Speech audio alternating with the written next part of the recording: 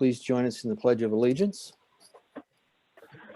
I pledge allegiance to the flag of the United States of America and to the republic for which it stands, one nation, under God, indivisible, with liberty and justice for all.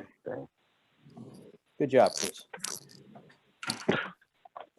All righty, folks, for you who have joined us tonight, you've tuned into the February 9th meeting of the Town of Canandaigua Planning Board. Let me do a roll call. Brian Stachuk. I am here. Can you hear me? Sure can. Loud and clear. Gary Humes. Gary Humes is here. Bob LaCourse. Saw him. Thumbs up.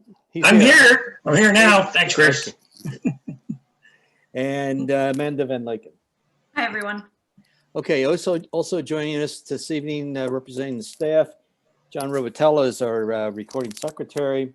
We also have Lance Brabant, who represented our town engineers. We have Chris Nadler, who is the planning board and town attorney, and also have been joined by our town manager, Doug Finch. Let me go through quickly for those of you who have not participated in any of our virtual meetings. We will address an item on the agenda as in the order in which they are listed.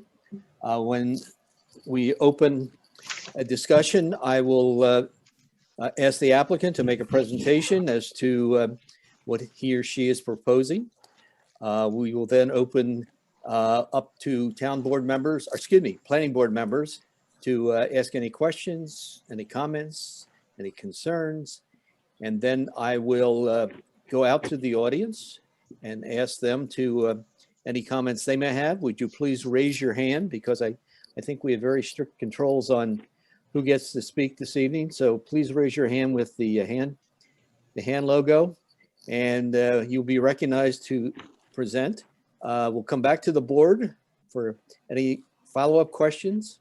And after that being said, normally we would take action, but tonight there's no items, any new items on the agenda that will involve any action of the board, since we're only discussing a sketch plan. So that would be the normal protocol. If you intend to speak, as I said, please raise your hand when you're recognized. Give your name and address, and have your say. And please limit your comments to 3 minutes. And please don't be repetitive and say something that somebody else has already brought up in the interest of time. Okay, there are no legal notices required for this meeting tonight, so there were none that had to be published. So we will move ahead to privilege of the floor. If someone out there would like to speak on an item that is not on the agenda, now is the time to do so. Please speak up. Anyone like to address the board?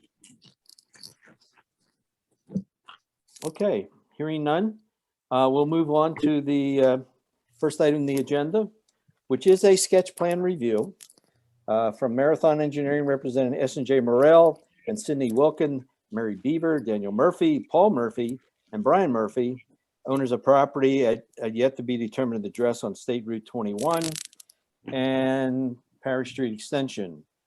And the applicant is seeking a review of a sketch plan tonight for the purposes of a subdivision of 95 acres related to the Miller Wilkin property. And the applicant is proposing to, if deemed approval at some point, build 92 single-family townhomes. Again, I stress this is a sketch plan review. The board will listen to the applicant's presentation. We will ask questions, provide comments on what we see in front of us. There will be no action taken. The applicant can take any comments made by the board under his advisement, in this case, Mr. Morrell's advisement. He can incorporate those comments in a future application. He can disregard them. But I think, again, the intent of this get together is to get the comments of the planning board and for any residents who happen to be on the call tonight. This this application or this sketch plan was not advertised, or we did not send notices out to the residents as we normally do, because there was a question as to whether in fact would be discussed tonight. But we decided to move ahead with discussing the sketch plan tonight, and we will follow up with a subsequent discussion at a later date after duly proper notice. So that being said, I will call on Jeff Morrell, representing S&J Morrell. And Jeff, you have the floor. Thank you. Can I everyone could hear me? bring up the site. Yeah, sorry. I apologize for interrupting. I can bring up the site plan if you want me to put it on the screen. Your call. Yeah, or I can share screen and walk through the presentation if you'd like to do that. Yeah, we can't share screens anymore because of the security stuff, but I can share what's been turned into the town. Okay. So yeah, if you want to begin with that first slide, I'll walk through just like I walked through the other evening. Before we do that, I do see that we have some residents here this evening. So, by way of introduction, my name is Jeff Morrell with Morrell Builders. We've been developing in the town of Canandaigua for, a couple of decades now. And just so you have direct contact with me, if people want to take down my name, contact phone number, and email, I'm happy to share that with any of the residences this evening, just so that you can reach out to me directly and open up communication so that I can understand and address any of your concerns. So I'll put that out just in the beginning. My email address is Jeff.Morrell, and it's Morrell is the spelling, at morrellbuilders.com, and it's all one word, morrellbuilders.com. And my direct phone contact is 585-755-4606. Please accept that as an open invitation anytime people have questions. I'm happy to meet you at your property or dialogue via Zoom meetings or on the phone or via email as this process progresses. As I said, we've been building in Canandaigua for a long time, and we want to make sure that we get everybody's concerns addressed. So with that, if you want to open it up to the very first slide, I can kind of walk through what we're proposing. We've had a few internal meetings at the town, as well as some discussions with the town board. All told, what you're seeing before you is basically a combination of both what was previously proposed on the Miller parcel and an extension of that entire project onto the Wilkins parcel. Originally, we had designed the Miller parcel with 55 homes and a much more intensive colonial application, which obviously took a lot more of the property. And what we have done now is we're basically redesigning that project, and we submitted nearly a year ago now a first iteration of this in a townhome configuration that utilizes a significantly reduced amount of land and acreage and impact all told on the parcel. Some of the feedback that we had received originally was basically that we had one mode of access and egress. And so since the Wilkin parcel had become available, we were able to basically break a cul-de-sac and extend that road A all the way to Parish Street Extension. And by doing so, both increase the open space and the environmental features of the project, meet health, safety, welfare components by a much more distributed traffic pattern, as well as having a additional access and egress component. And then third, basically creating very, very large open space blocks that were highly usable for the town, as really an extension and capability to extend the current Miller Park onto the open space parameters of the combined Wilkins Miller parcel that you see before you right now. In our design features, we basically rolled with the current topography of the property, trying to shield as best we could along Route 21 with large open meadows, and then bring in the natural features of the Wilkins parcel, which has large wood stands. It has a wetland area in the center, and some nice stream corridors, which you can see goes right down through the middle of the project. Jim, I don't know if you've got any of the renderings that were sent forth. So if that's available in the okay, so here is where you see kind of a top-down aerial of the project. You can see the Miller current Miller Park to the western boundary. And then where our current project resides on the Miller piece, that was nearly identical to previously proposed a year ago. And we've received obviously very positive feedback on that. And the cul-de-sac, which was on the far eastern side of the parcel, we just opened up, came along that top line, and reconnected into Parish Street. We brought that road down a little bit along Parish Street because we wanted to maximize sight distance for traffic, visibility, ingress and egress, and also build in buffers to the immediate east of the parcel. The opportunity now for us is opening up all of that open space into the public domain, because normally when we design communities in a more traditional format, the open space ends up being in much smaller blocks that get pocketed.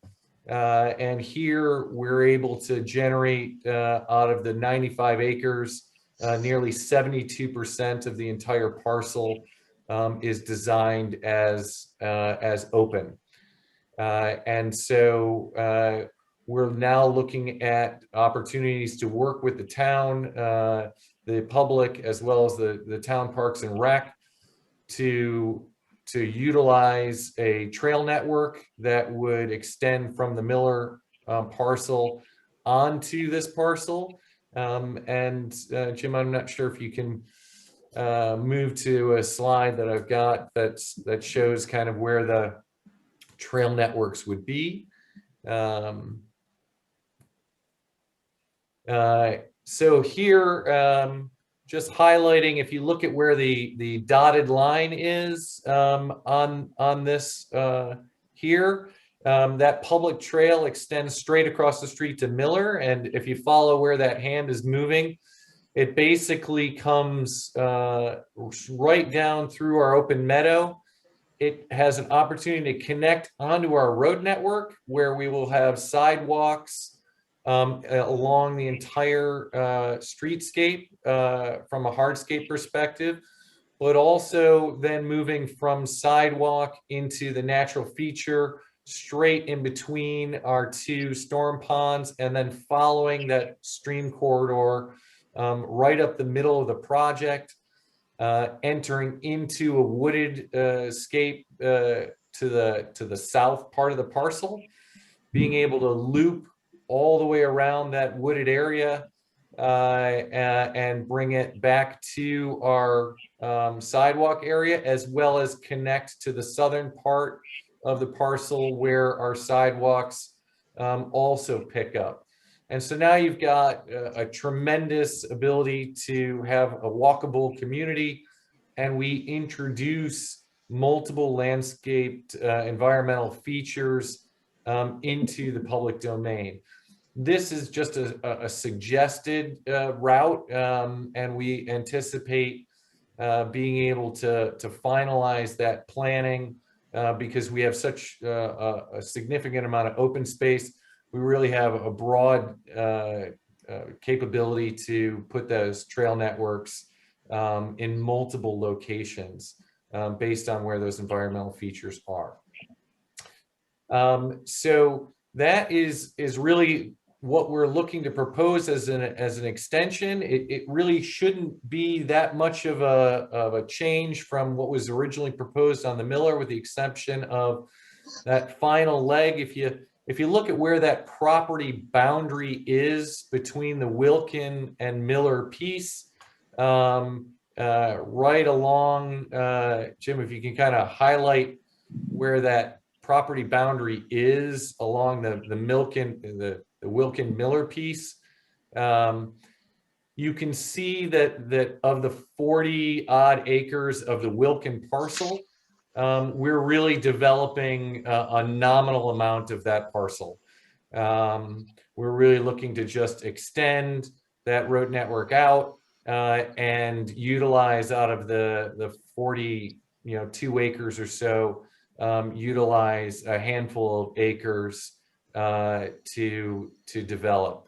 And that's how we can achieve such a large open space percentage and are very excited about the project potential. The other thing that we want to note, I don't know, Jim, if you've got kind of a profile of the housing that we're looking to do, if that is one of those slides that you've got access to here. I can introduce the product type.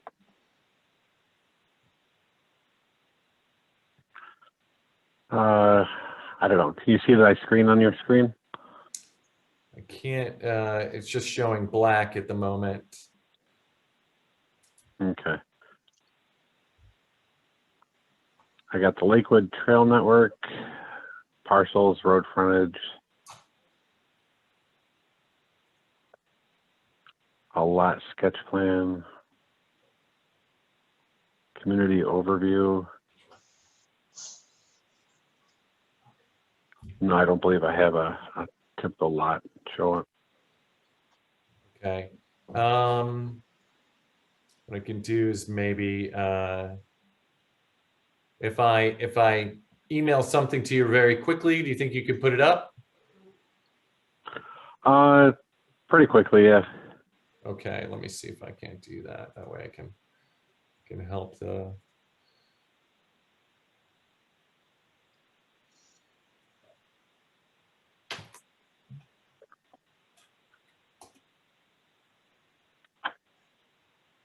Let's see here.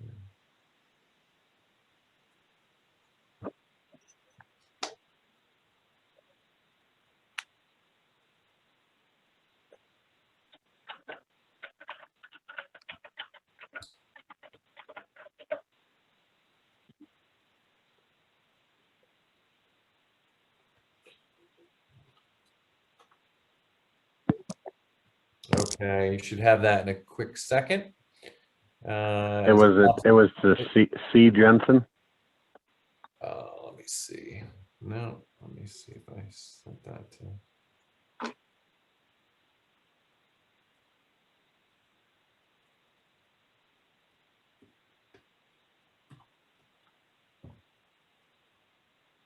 There you go.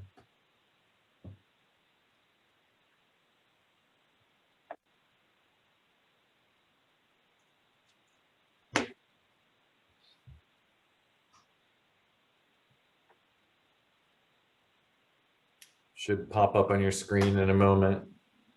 Okay.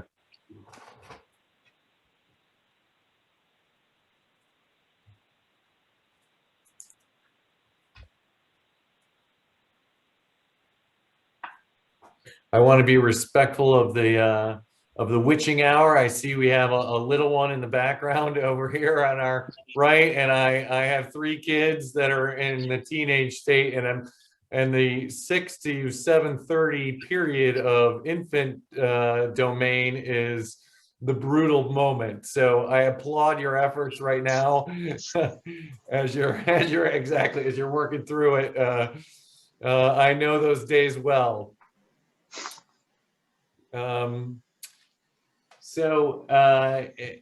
In essence, we're hoping obviously that this project is very well received as this comes back up onto the screen.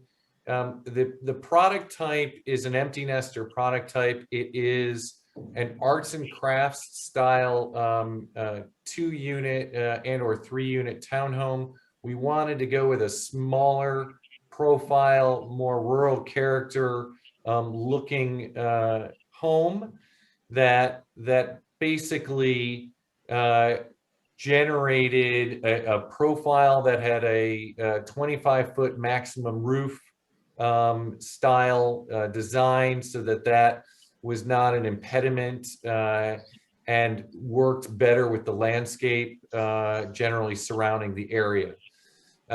So we also wanted to have the opportunity to side load and end load these garages so that our streetscape was much more coherent and attractive to the area.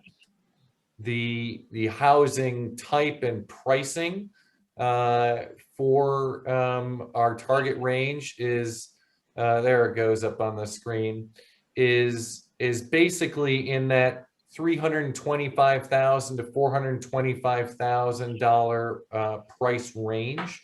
We find that to be the strong target market for the empty nesters in the Canandaigua area.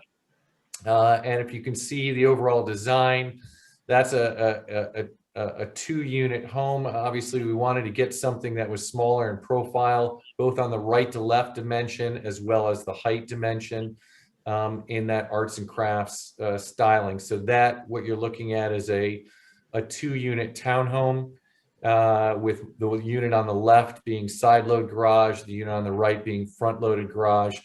And because of the linear footage of the road, we've got the ability to side load in multiple locations, either one or sometimes even both of the units to really make that streetscape stronger. We see this as a fantastic extension of Miller Park. And if you wanted to flip to some of the slides that show like the trail networks that we envision, this is just an example of the work that we do over in the Lakewood Meadows community. These are the trails that we design and build for the community. And the difference between these and our project is we're actually proposing all of this open space to fall into that public domain. We're now going to be working with the town to say, okay, from a management and maintenance perspective, we can put the HOA for this particular community into the engagement of the maintenance of these trails in perpetuity, so that we're not impacting any of the costs being passed on to the town, but at the same time providing direct easements to the town so that all of those trails and those open space elements go into the public for public access. We also have the opportunity, we've got 2 farm fields. As you look at, again, if you look at the Wilkin parcel specifically, you can see on here where we put continued agriculture. These are areas that are going to all remain untouched in this proposal. So we've got the opportunity to continue with ag operations on those 2 farm fields, as so that we're not disturbing with any of the development to that natural feature, both the wetland and the woodland area. And so we look at obviously that as a plus. The original homestead is a little bit further to the west on Pear Street. So it's a beautiful extension of the Wilkin parcel being permanently protected in a forever wild state in perpetuity for the town. So in essence, that's what we've proposed. Hopefully, if any of the current residents are here this evening, the original Miller parcel, we are not that far off of our most revised design.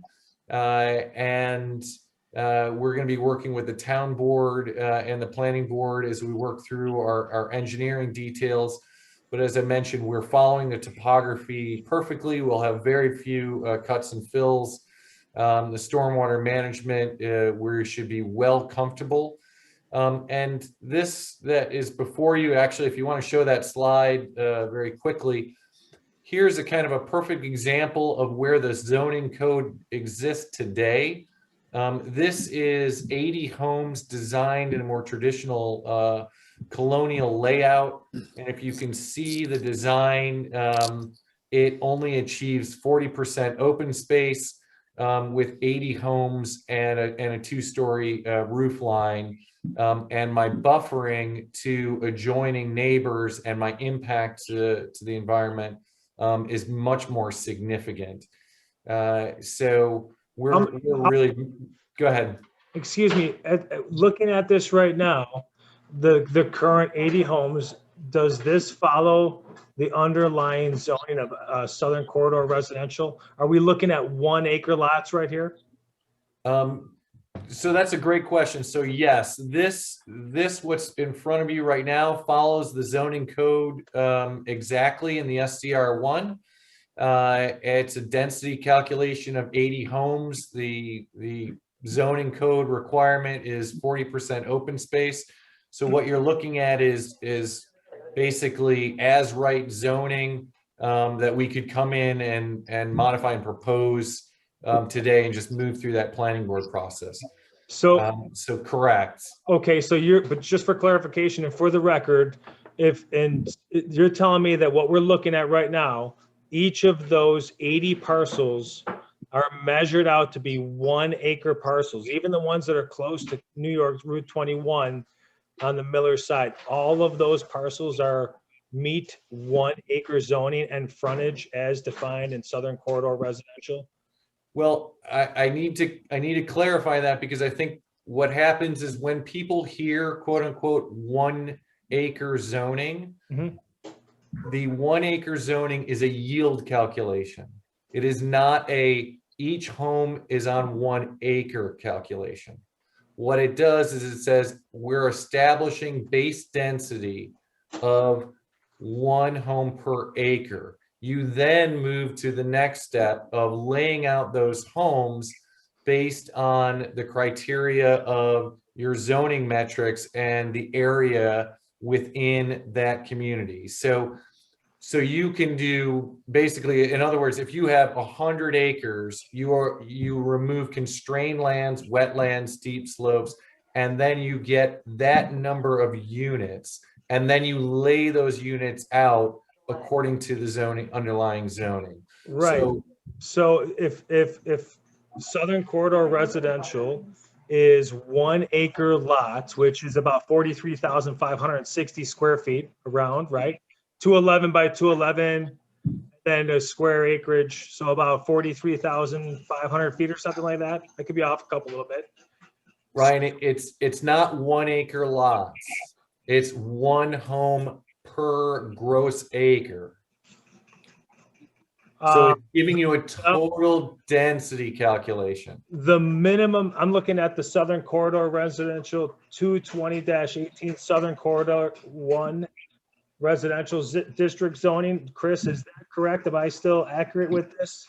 that the minimum, I believe Mr. Morel is kind of accurate as far as what you do is you take the total number of acreage, and that's the allowable number of homes on that acreage, and then you set aside a certain percentage of constrained lands, and set aside a certain acreage of set aside green space, open space, and stuff like that. So it's kind of an in-between between what you're stating and stuff. If I did a single lot in the middle of the country, yes, 1 acre, SCR1. Lance, I don't know if you want to chime in. Is the difference, is he trying to develop a conservation subdivision within SCR1? Is that what he's talking about, or is it? Yeah, if I may, just one quick second. I do agree with everybody what they're saying. Chris Nadler has something to say. I would, if you can unmute him, Mr. Jensen.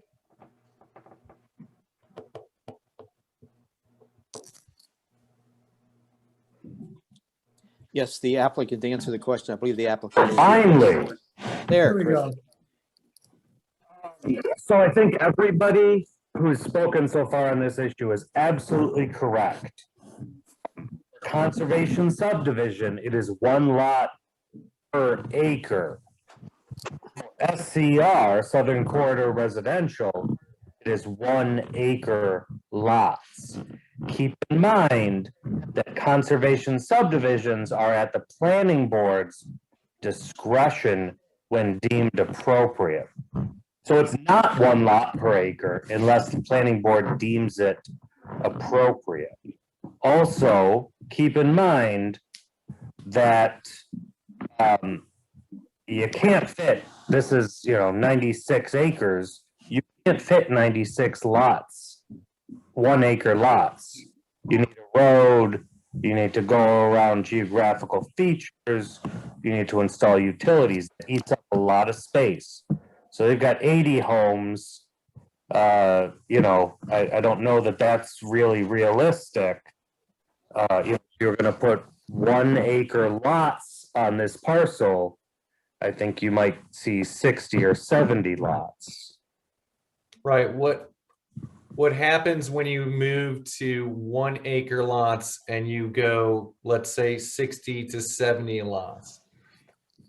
There would be very little open space or buffering that takes place. The natural features get impacted, the open space gets de minimis. And so the purpose of conservation subdivision design is to move to accentuate the natural features and allow for larger open space blocks, greater protection of that open space, greater buffering of adjoining parcels, and have that element achieve all of those environmental features and results. You don't have a make for you over break. I'm gonna make the turkey, I'm gonna make the gravy and green beans and turkey you like over break.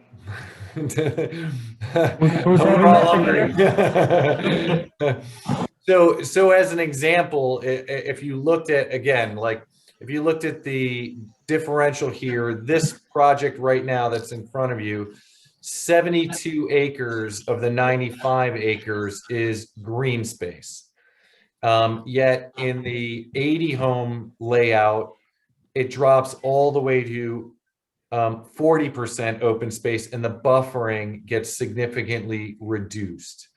So your impervious surface area, your overall impact to the area on open space measurements all get impacted and or reduced. So the whole objective of conservation subdivision design, if you look at the notes to the right, we're allowed to protect that rural character. We're allowed to protect all of the woodlands. We're allowed to reduce our impervious surface area significantly.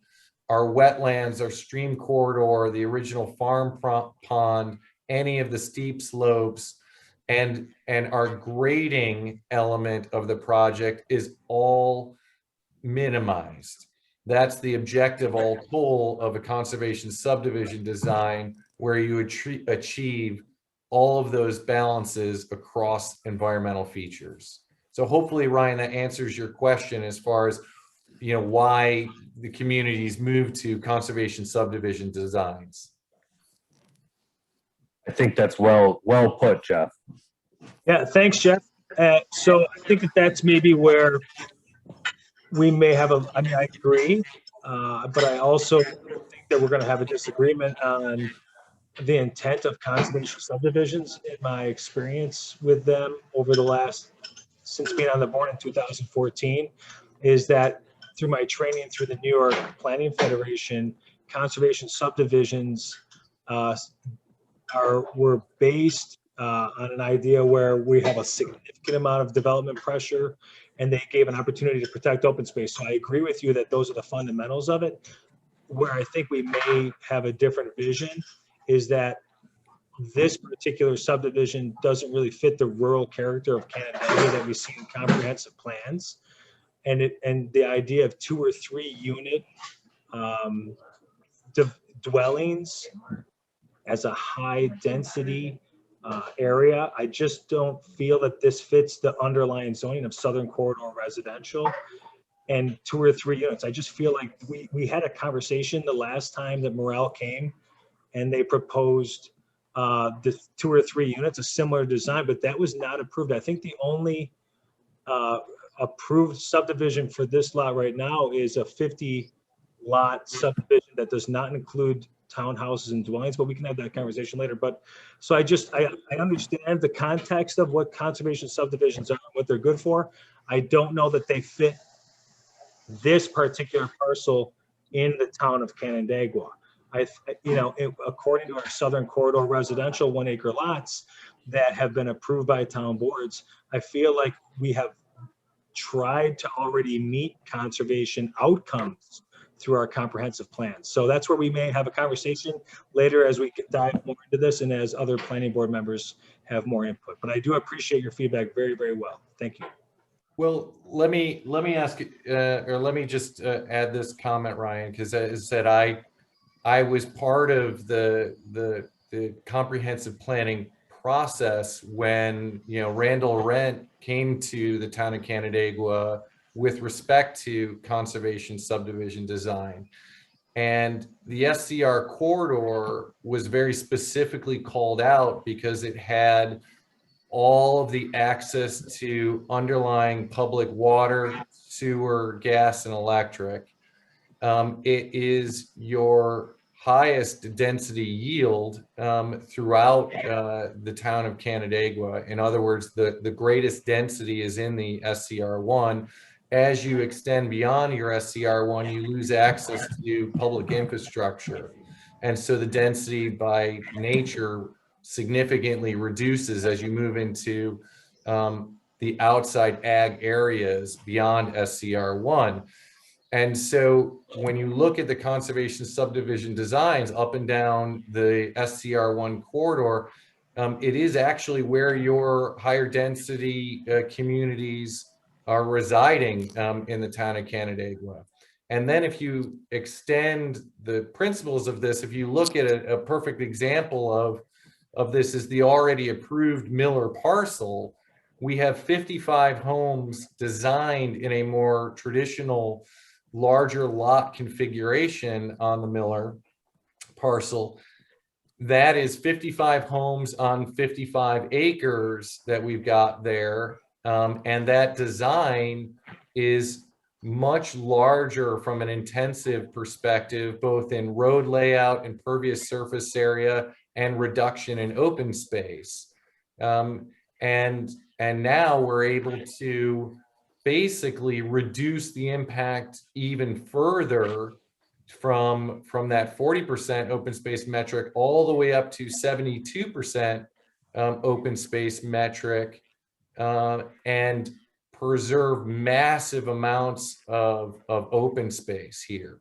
If you look at that broader aerial and the infrastructure immediately to the east of the parcel, you've got the 5 and 20 bypass, you have the townhome community immediately at Cheshire Glen, and the other great element of this is that we can immediately serve with those elements close by, namely the hospital and the city of Canandaigua, because of the access to that infrastructure, but also generate all of this open space that is to the benefit of the extension of Miller Park.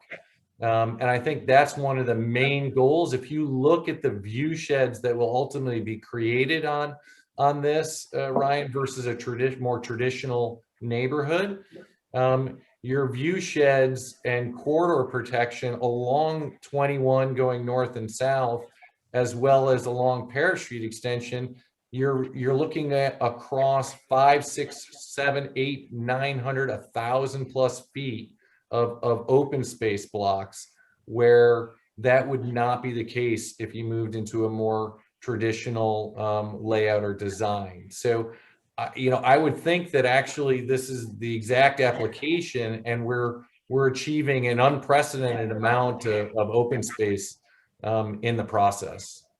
And thanks. I don't want to take all of the board's time, and I really do appreciate you responding to me. Sure.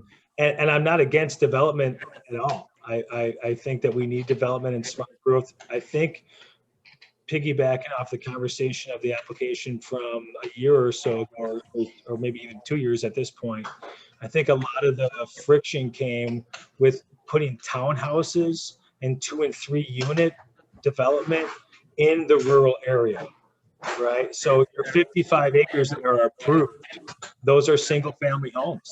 So that's good economic development for all the residents that you mentioned, close to the hospital, close to infrastructure. We're looking at a unit now, a plan in front of us. My concerns are super high density 2 and 3 unit townhouses that I don't feel fit the character and the underlying zoning, the intent of the Southern Corridor residential. And so that's where I think the differences are, but I'd love to hear from other members of the board and the public. I really do feel that we really should involve the neighbors and the people surrounding the area too. Thanks. Okay, before we go to the public, let's stay within the board. Any other planning board members? I got something, Chuck. Go ahead, Robert. Chuck, hey, Jeff, this is Bob LaCourse. Hey, Bob. Hey, from my opinion is what you've done from the 50X houses that had max density all over that property, backed up to all the other properties. What I'm seeing here today far exceeds that plan. You've made a huge buffer now in between all the neighbors, so I appreciate that. I have 3 comments for you, and I'll keep them really quick.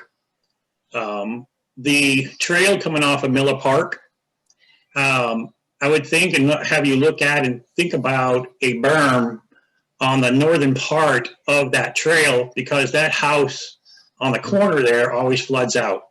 They always have problems there. If you put a berm there, that would actually help probably block some of their view of people walking behind their house, and also help them with their watershed problem that they have. That's one. Number 2, in all your renderings that I've been looking at and all your drawings, that road on Route 21 keeps changing directions. Mr. Sajak brought it up to you last time, that needs to be in the middle of your property line, not along that one property line right next to the other person's house or that neighbor's house. And I'm pretty sure you said you could do that, but I keep seeing it shifting all the way now to that east or the west side there.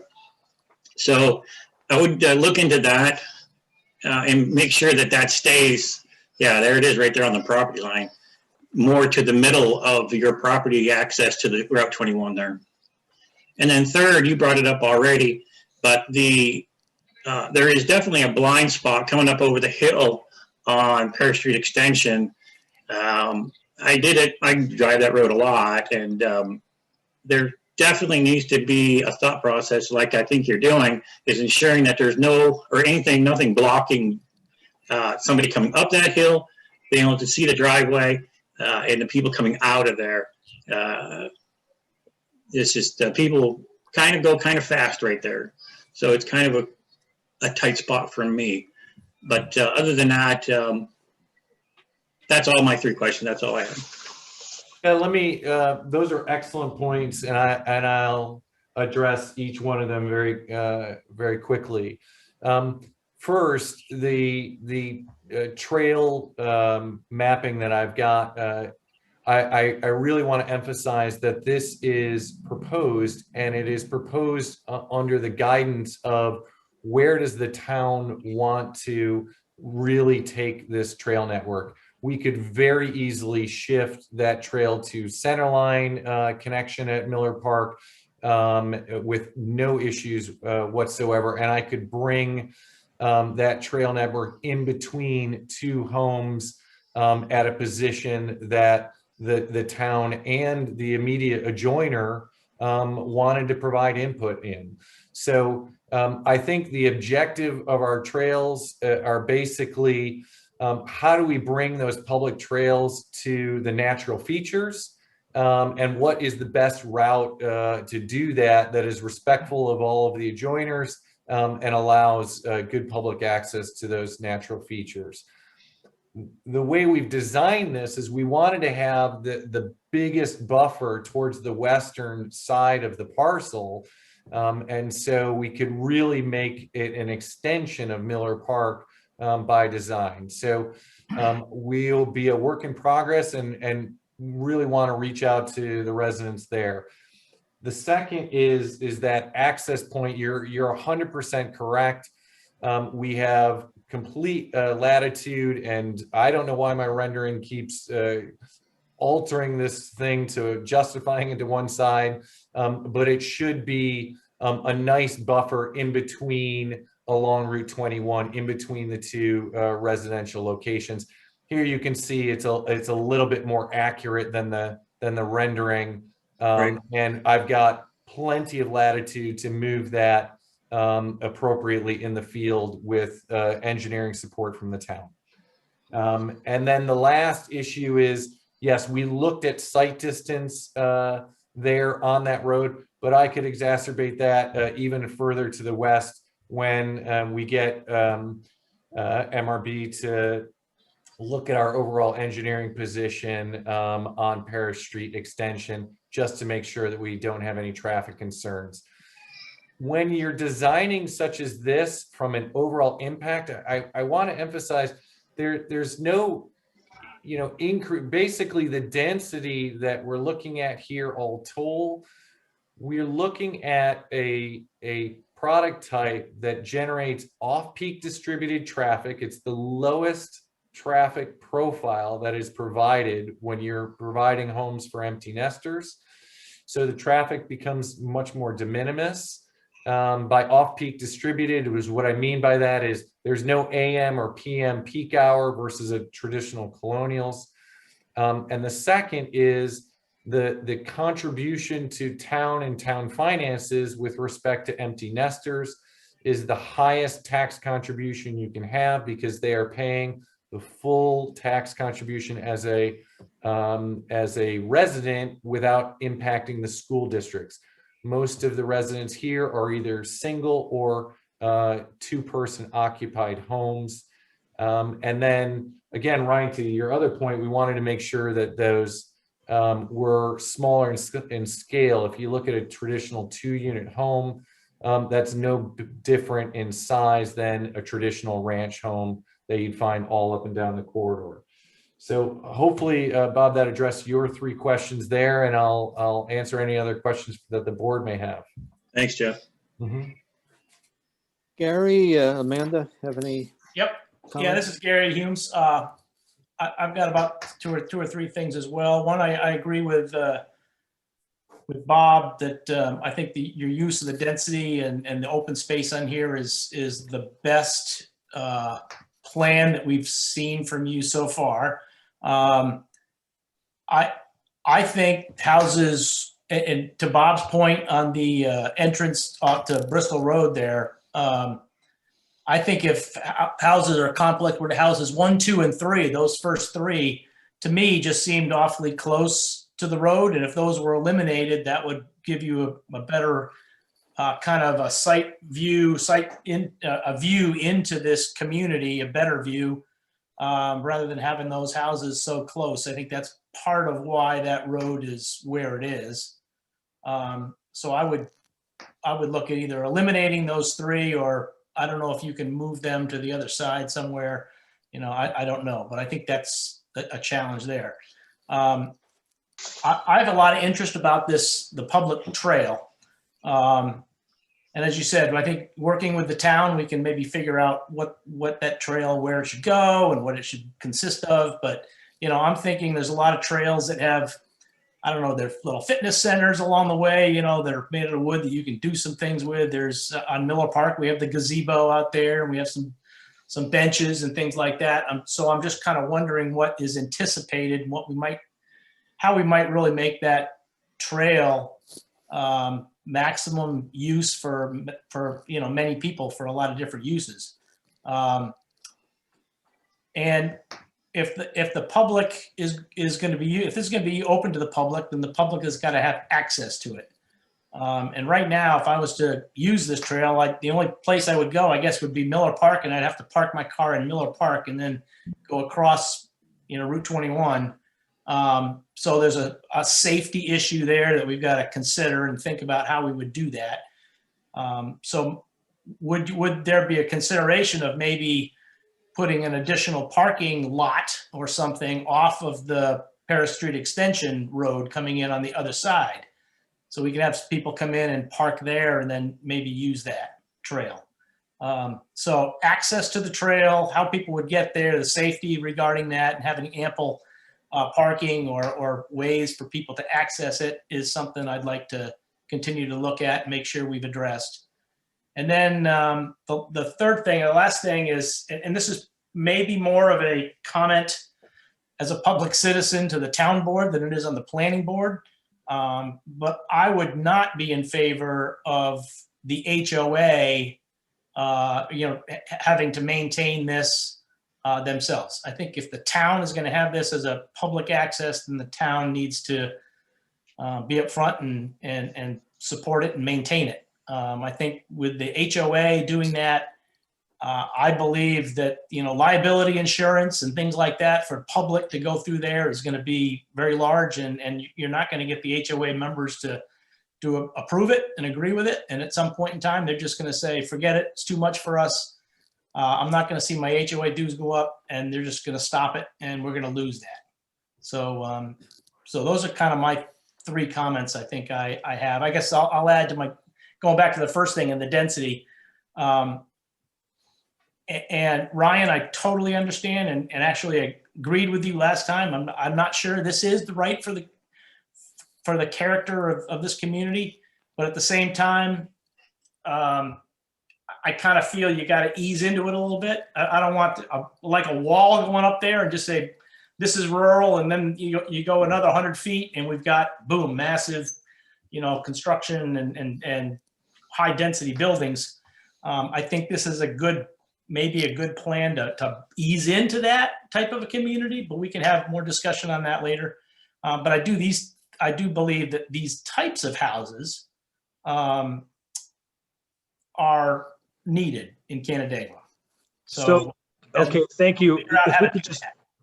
Gary, so, because I do remember we had a really heated discussion about this, and the fact that I remember we had a conversation how townhomes were not appropriate in this area. Like we came to that, and I think maybe Karen was also on that side. So the plan wasn't approved because there wasn't overwhelming support for it at the planning board. I could be wrong, but that's, so I guess, what do you mean by easing into it? Because I guess I think that this is the chance for the planning board to step up and really help. I'm not against developing this parcel.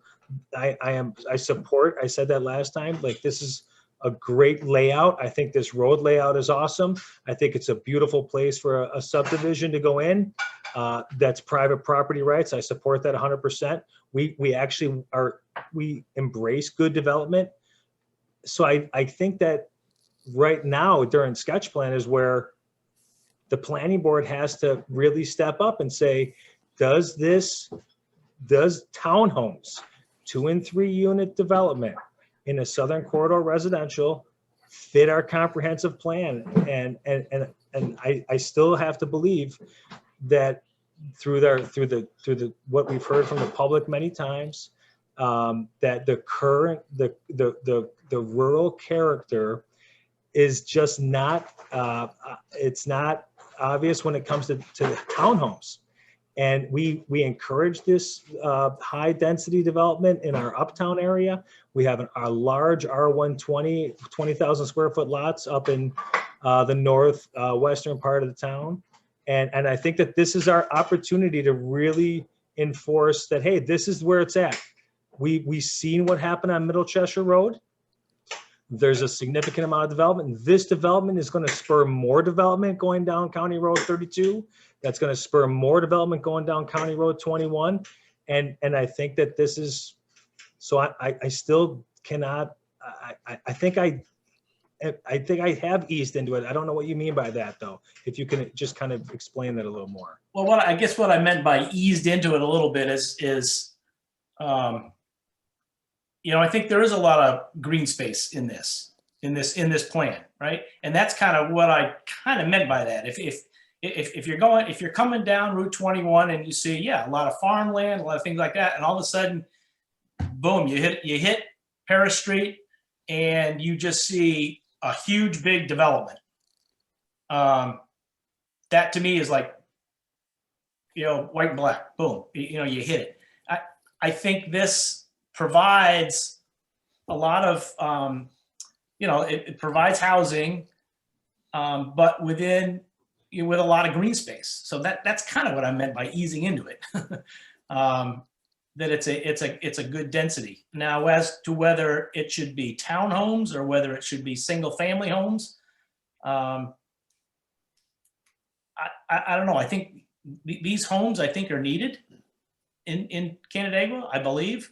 I think as the town is getting older, a lot of people, when they, you know, get ready to leave their big house on the lake or whatever, they're leaving Canandaigua because there's no other places for them like this to go to. If they want to stay in Canandaigua, this is the type of, you know, downsizing, you know, somebody wants to stay here. I think these are maybe the types of homes that they're going to want. So I think we should probably try to find a way to do that. Now, whether this is the right parcel or not, I don't know. In terms of moving out, I think our comprehensive plan does say where there is sewer and water and everything available, then that's where we want to kind of build.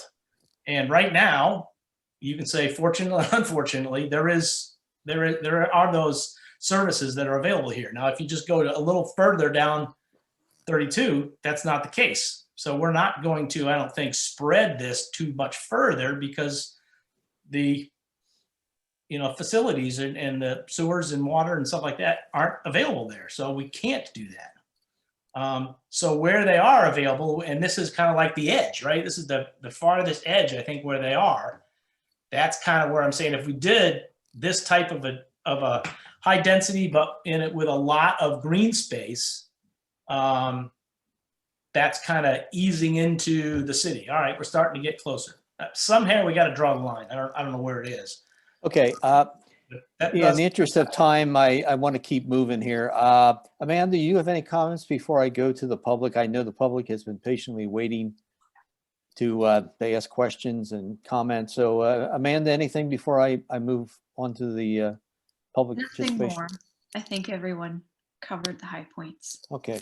Thanks. And I'll reserve any discussion until after we hear from the people. And remember, this application is going to be the subject of many meetings.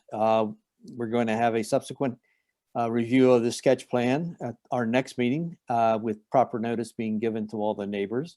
It will probably come back to us in the consideration of whether the increase in density is warranted or not. That will be the town board forwarding that request to us for our recommendation on that. And of course, then eventually it will go to subdivision, preliminary, and final subdivision. So it's all good discussion. I think Jeff's hopefully taking good notes, as is Rich, and it certainly will be a consideration for anything that he does moving forward. So that being said, anyone in the audience who would like to speak, you're going to have to raise your hand because you can't speak until we unmute you. And Chris, if you would keep an eye out for raised hands. And if I'm looking at the cameras. I don't see anyone just yet. Okay. Anyone take it easy? No, there we go. Lisa Sirkin. I'm going to unmute you. Lisa, your name and address, please. You're not unmuted yet. You got to unmute yourself. There you go. Hi, I'm Lisa Good-Sirkin. We're at 5327 Bristol Road. So we're just across the road from 21 where the bed and breakfast is there. So this isn't necessarily, we don't have the biggest impact, but at the same time, Miller Park is our backyard. So I know the parking area for that park right now is, we have little kids and the parking area is right there. So our biggest concern, I think, if we had to list them out, I think the top of the list for us would be there being a separate parking area for the public to access the walking trails on all the green space. And I also would like to point out, I do think that very first unit on the entrance from Bristol Road is quite close. And I do agree that I think if that was eliminated, or even the first three were eliminated, that would give a nicer entranceway to the housing development in and of itself. So just wanted to mention the two of those points. Interesting. Thank you, Lisa. Thank you. Anyone else?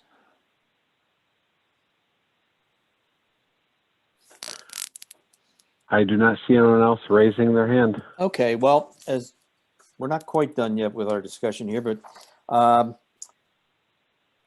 Jeff, I was hoping, well, at some point, I know you did a write-up, a narrative that described all the constrained lands regarding the woods and the steep slopes and the floodplains and the wetlands, and you put metrics to those areas, and that came up with a total amount of constrained land. And I think as part of our consideration of the conservation subdivision, we have to look at those areas, confirm them as being actual and duly noted, so we can be ensured that the constrained land calculation was correct.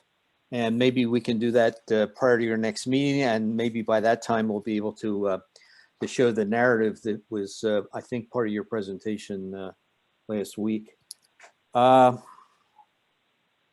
Lance, is this going to be a type 1 seeker ultimately?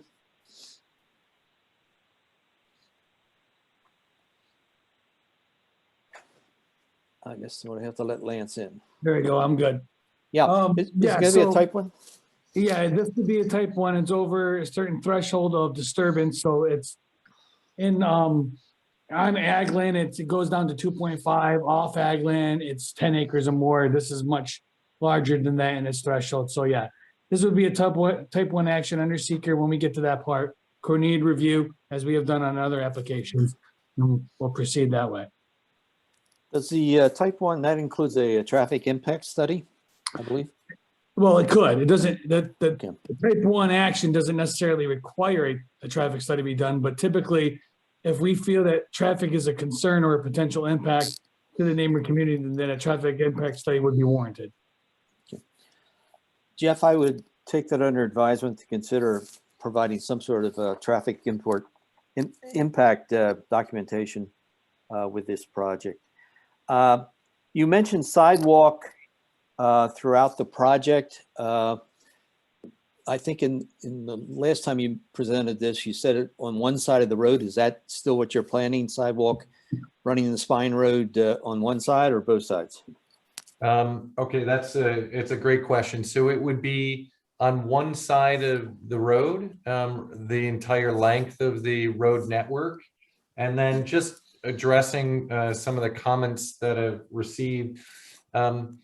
Putting parking areas based on guidance from the town. We're happy to do that so that we don't create any type of concern with regards to crossing those streets. We can put them at both access points along Route 21 as well as along Paris Street Extension. The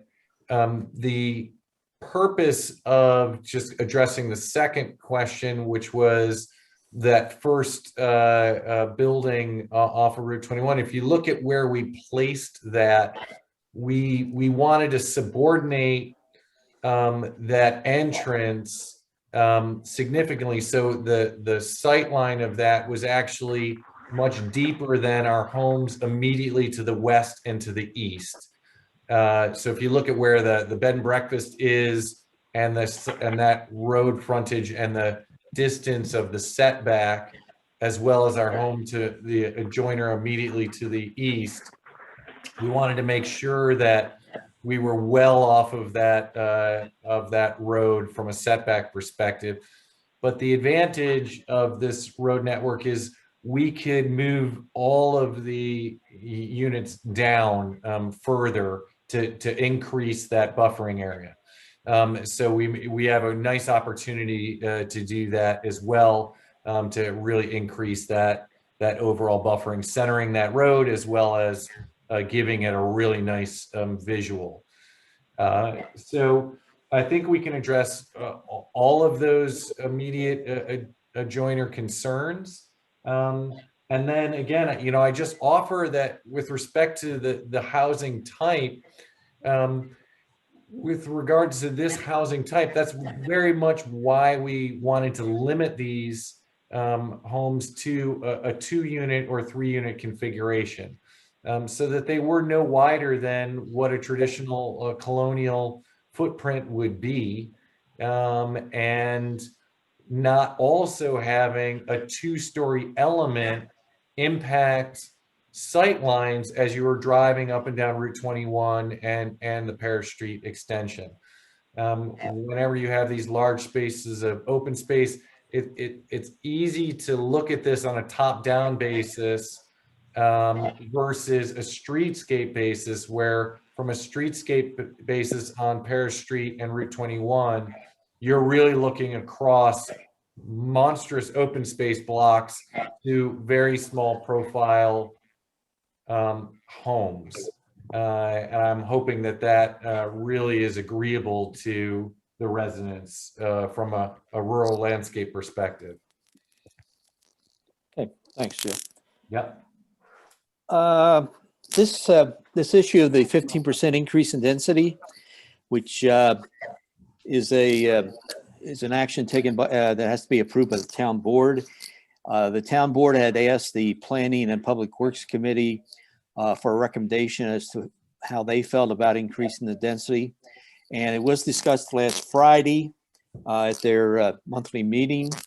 The committee has put out a position paper, which well, they didn't get a chance to present it last night to town board because of the issue they had with the broadcast. But eventually it will be presented to the board, and once presented to the board, it will be public information. And I will tell you that as part of that position paper, the discussion on the open space, Gary, came up regarding whether it be HOA or owned by the town. And it was deliberated, well, if the town owns it, then it's something else to maintain, and it's a cost consideration going forward. I know, Jeff, in consideration of the HOA owning it, you said that you could create an easement, a pedestrian easement for the public to use that trail. So it would not be limited to just the HOA members, and that was a consideration. That was sort of a middle of the road approach to how that could be handled. So that's probably something the board will be weighing in on as part of its deliberations on the increase in density. Chuck, we do have one more person that did raise her hand. I didn't see it. Good. I knew if I talk long enough, we'd get somebody. There we go. Donna Faye? Thank you. Donna Faisal. We own the bed and breakfast on the corner there. And, you know, first of all, for the record, when you came in a year and a half ago, the neighbors were not in favor of this development. So I don't know where that information comes from, but every person that we've talked to was not happy.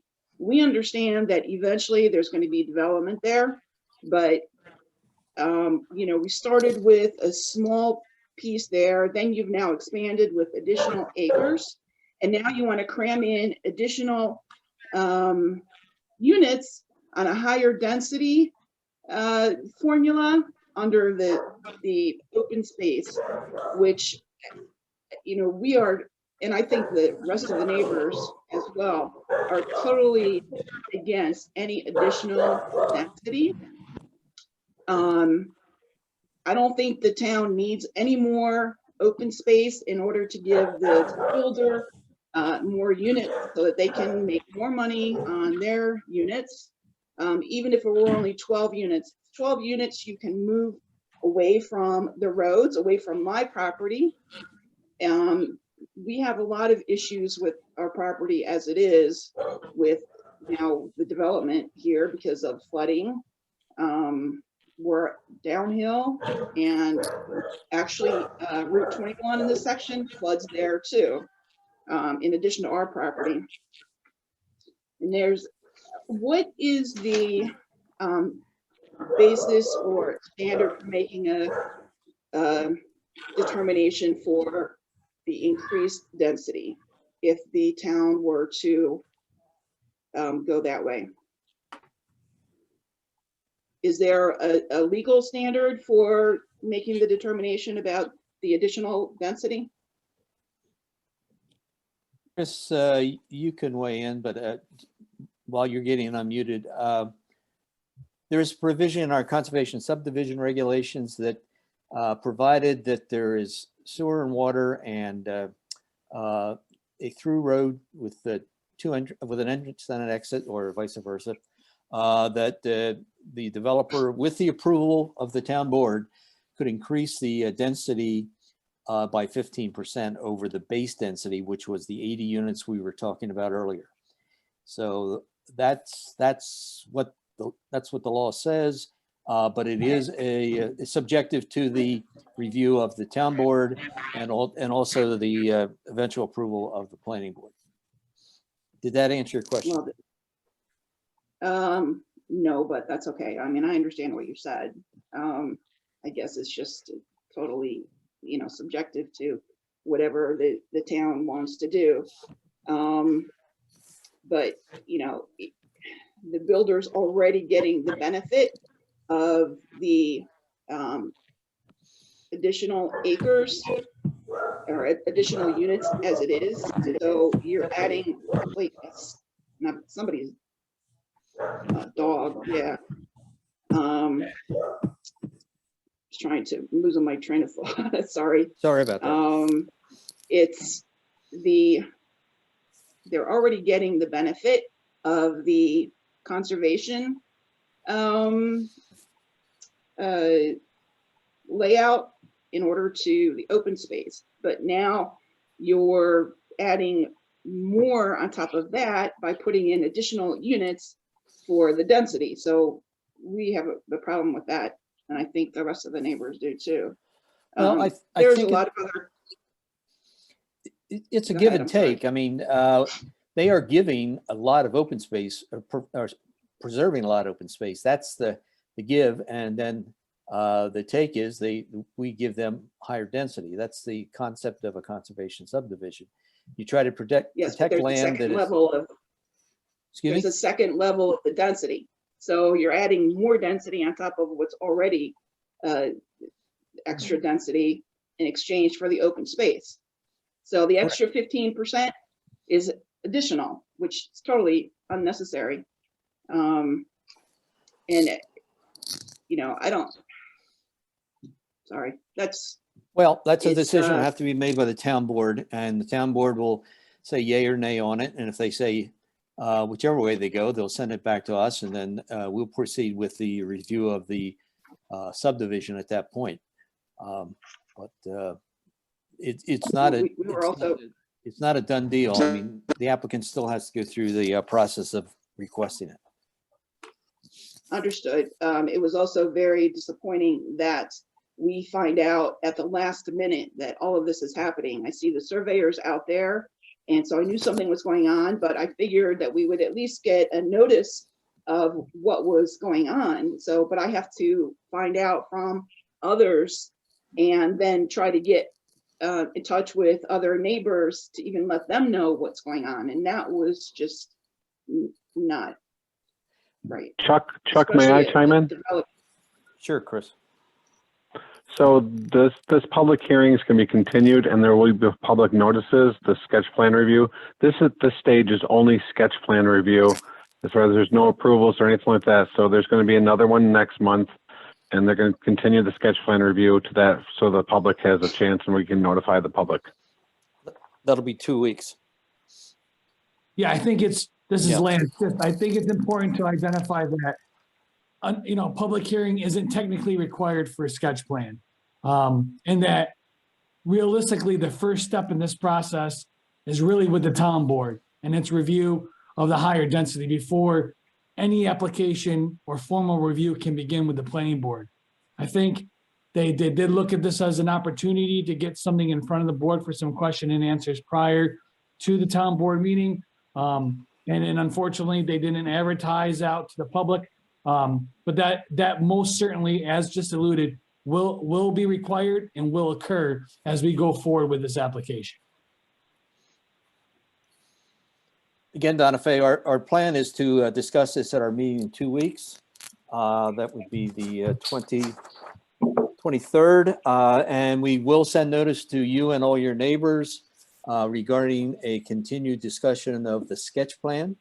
So we want to make sure everybody has an opportunity to know about the meeting and also participate if they so choose. So we'll be same place, same station in 2 weeks. And I appreciate your coming out tonight. Anybody else, Chris, you see in the audience, like to make a comment? Mr. Derek Burkholzer. Okay. Mr. Burkholder. Hello, how are you guys today? Okay, how's Dad doing? Dad's doing good. Thank you.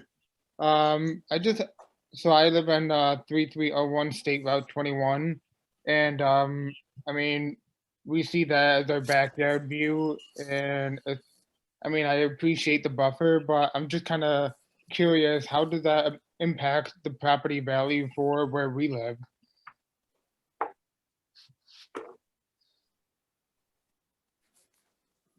Do you want me to address that? Yeah, because I can't. I'm not a tax assessor. Sure.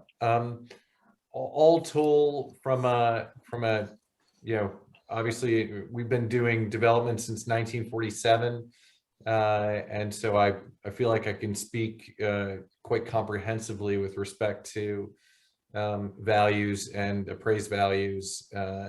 This community is a community that's going to be serving price ranges, as I mentioned in the beginning, of a minimum of 325,000 to north of 400,000.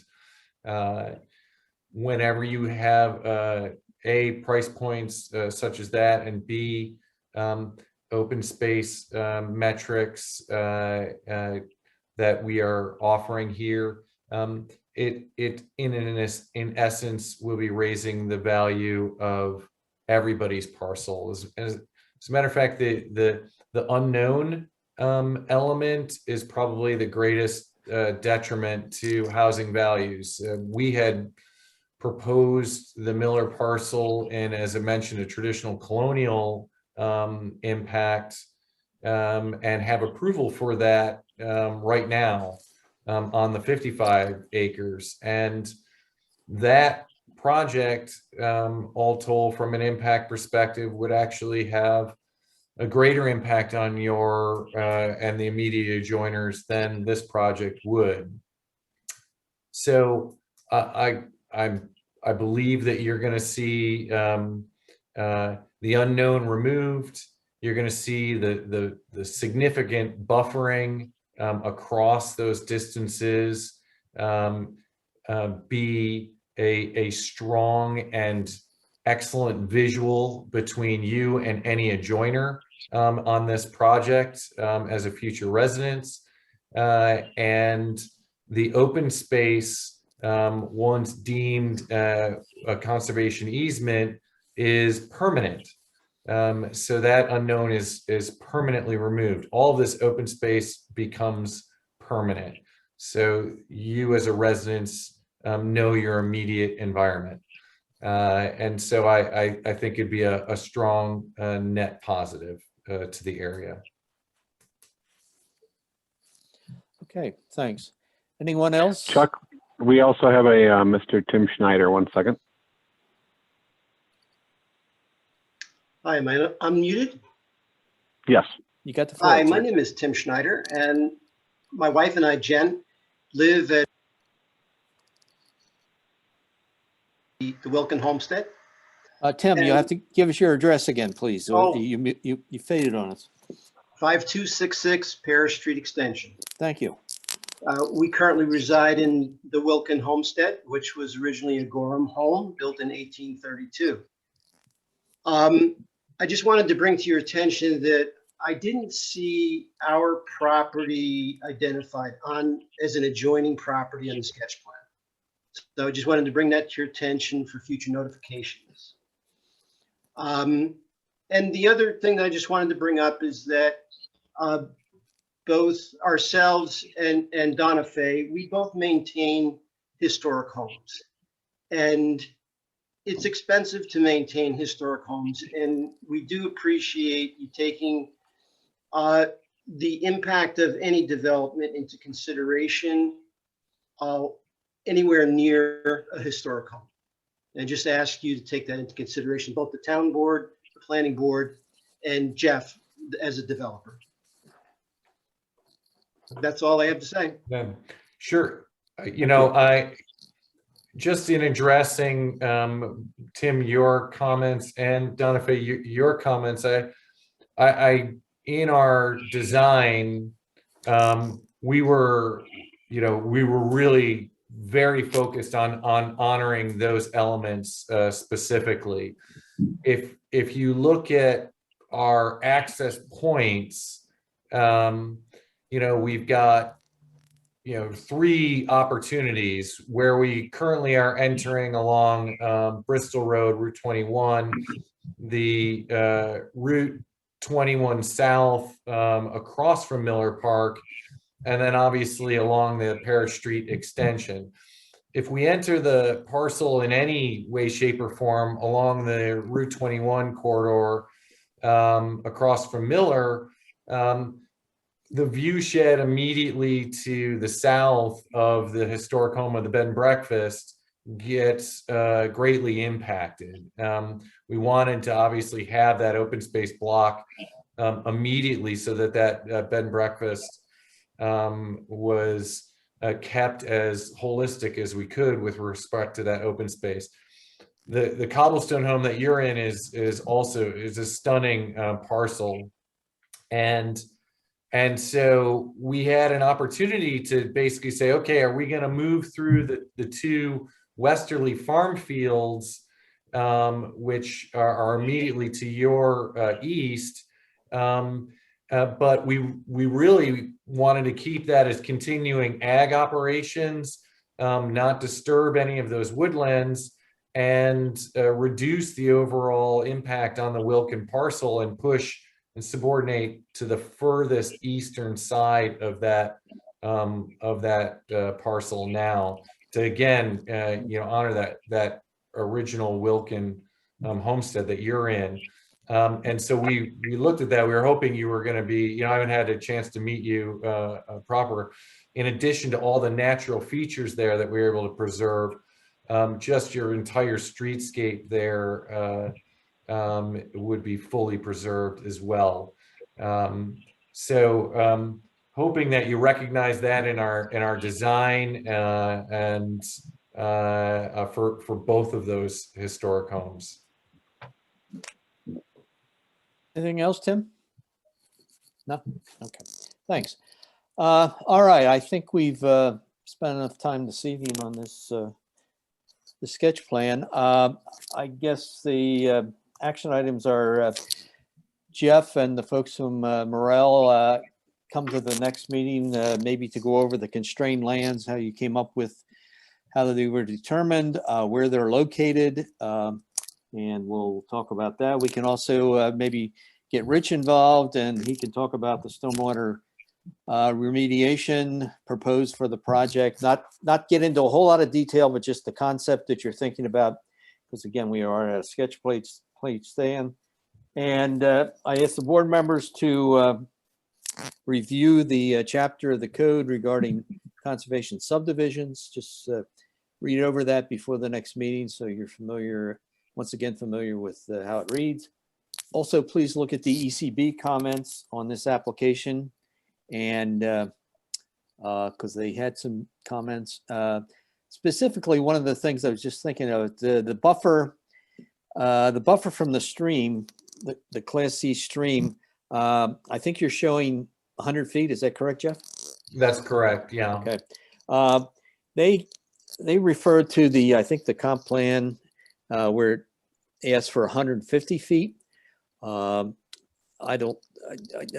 I think code reads 100 right now. We'd have to look to see if there's any effect plus or minus in going from 100 to 150. But that's something that the ECB had asked us to look at.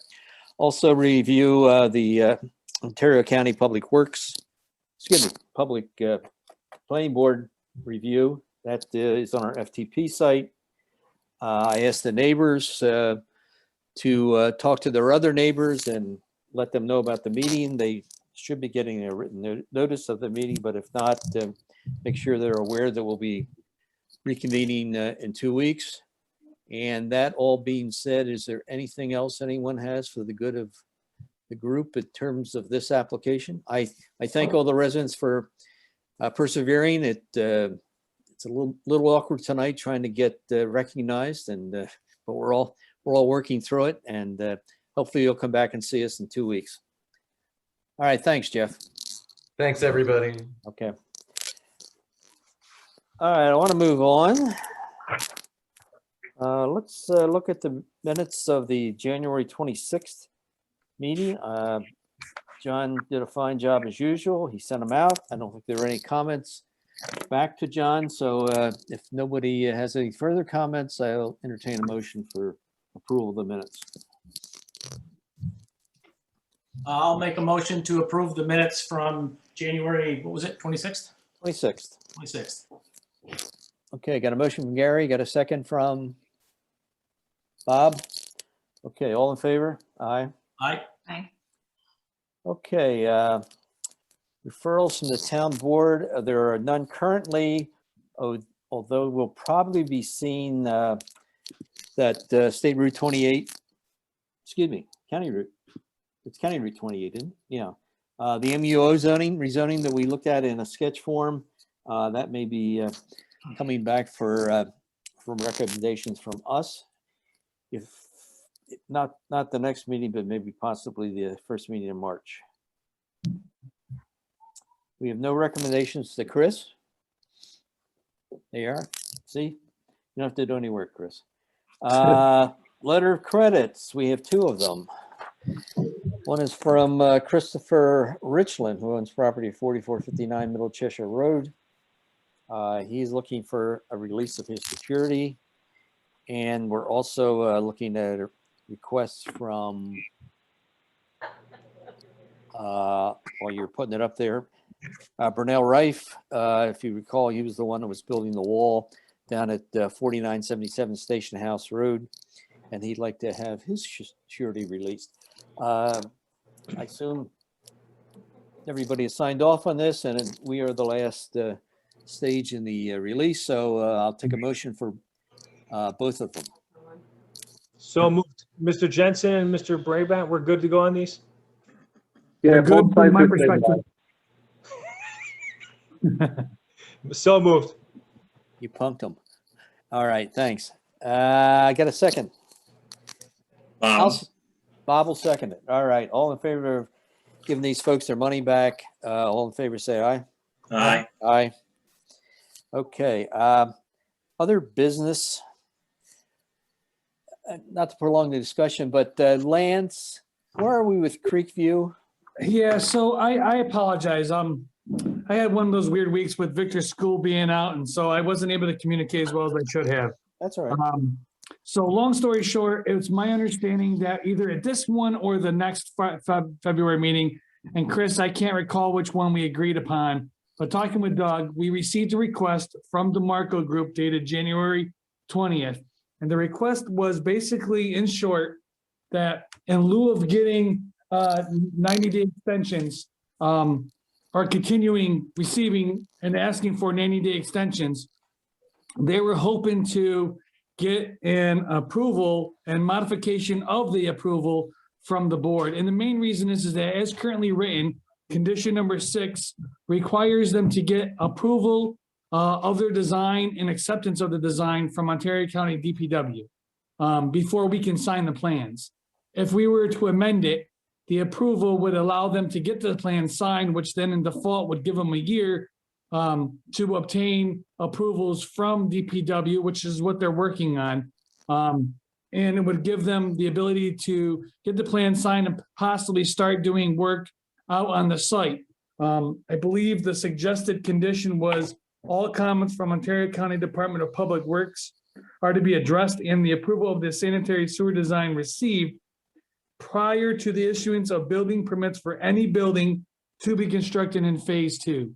So basically, we would be allowing them to get plan signatures, but they still would not be able to obtain a building permit prior to getting the approval from Ontario County.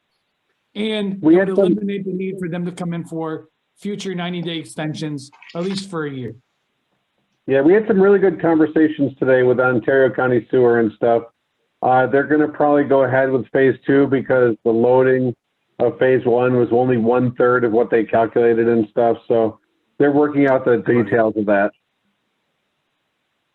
Yeah, that was some hang up on it. They had over calculated what they thought the load was from 1. Today there was a meeting that kind of resolved that. And so I think ultimately we're going to see an approval from the county relatively soon, but by us potentially amending this condition, it would allow us as staff to sign off on the plans and allow them to proceed.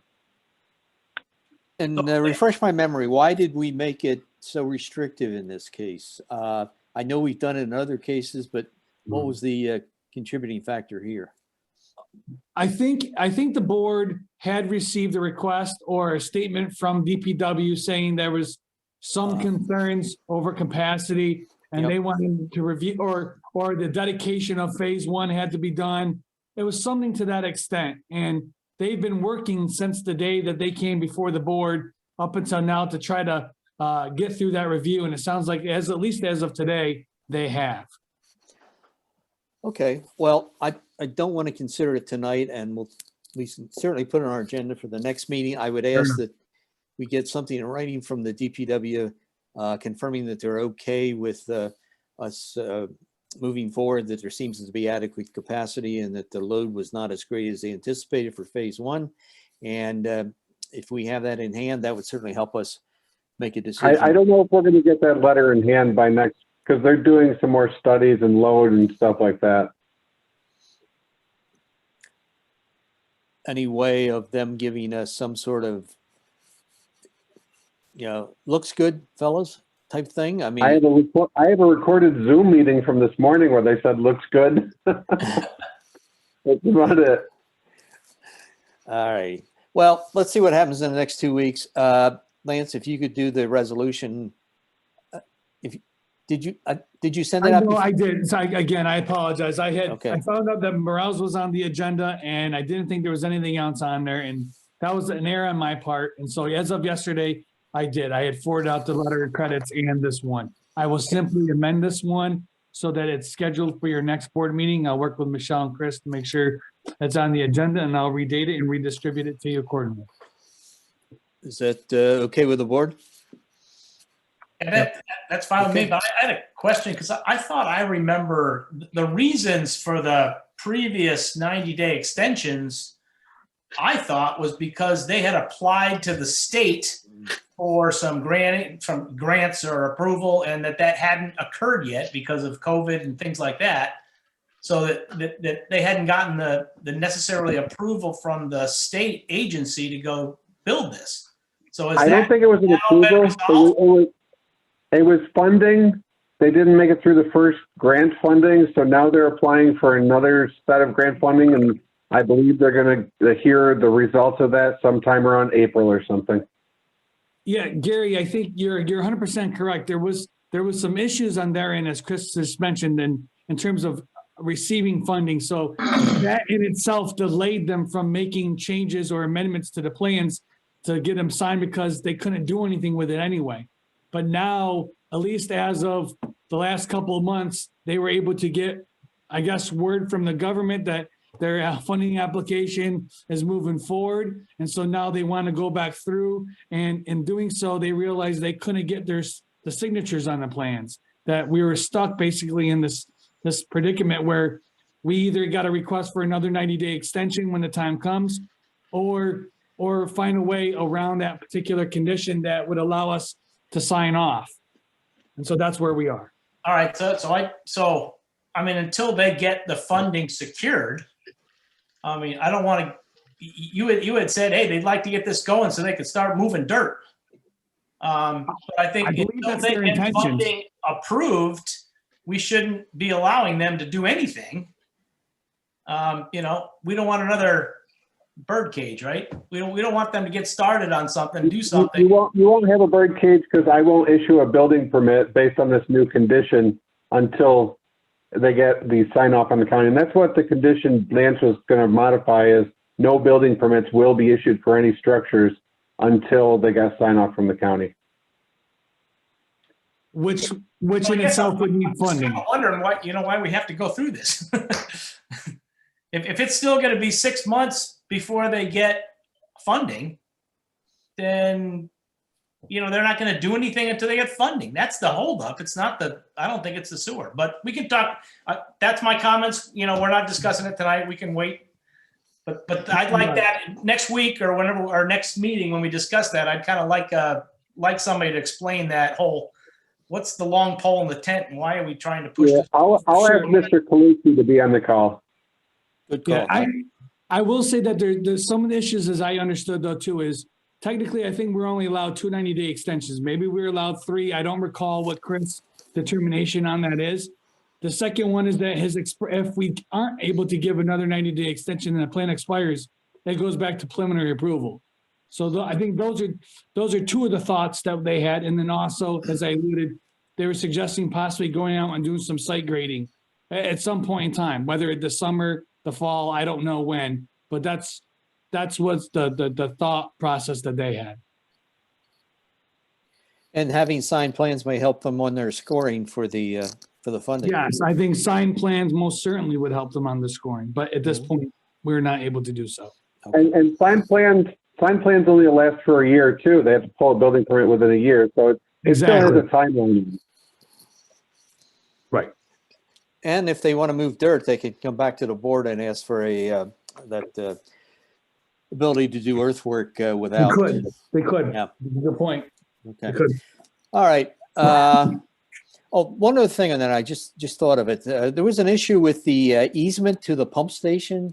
The county was trying to get it, and DeMarco hadn't signed off on it. Remember, this was all part of when we were talking about phase 2.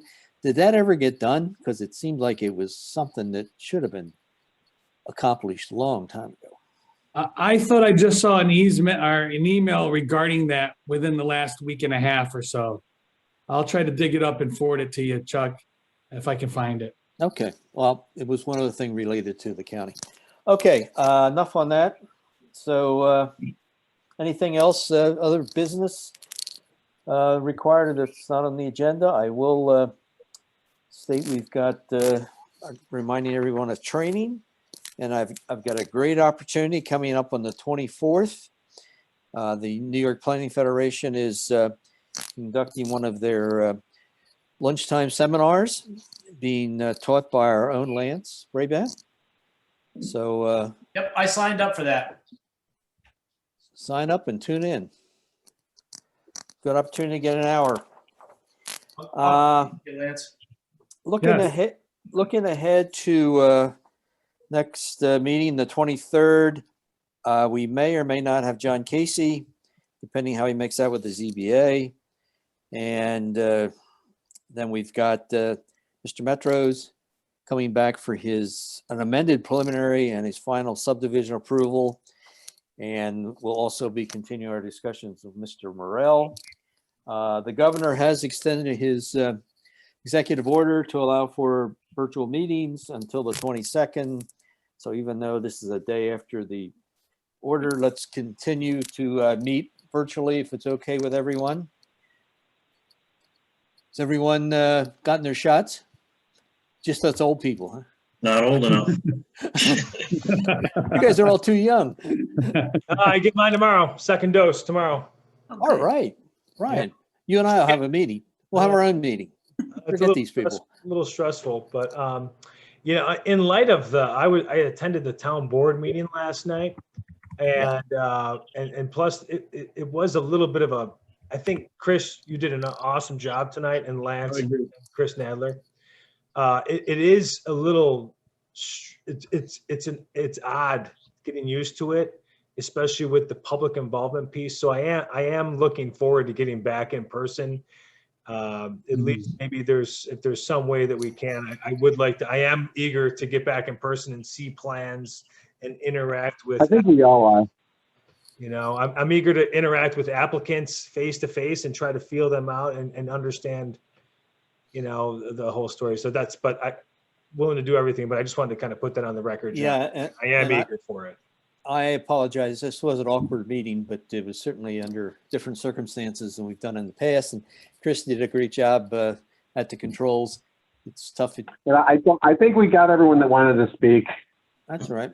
Well, the fact that if you mute yourself, you can't go back, that's a little bit of a challenge. And the thing, there was 2 people that tried to get in the room with only telephone numbers, and I spoke to them and texted them on the side, and they didn't respond with what their names were or anything like that. So I let them in, but then they disappeared right afterwards. Well, hopefully that might have been I the guess we are defense. lucky that nothing has happened before last night.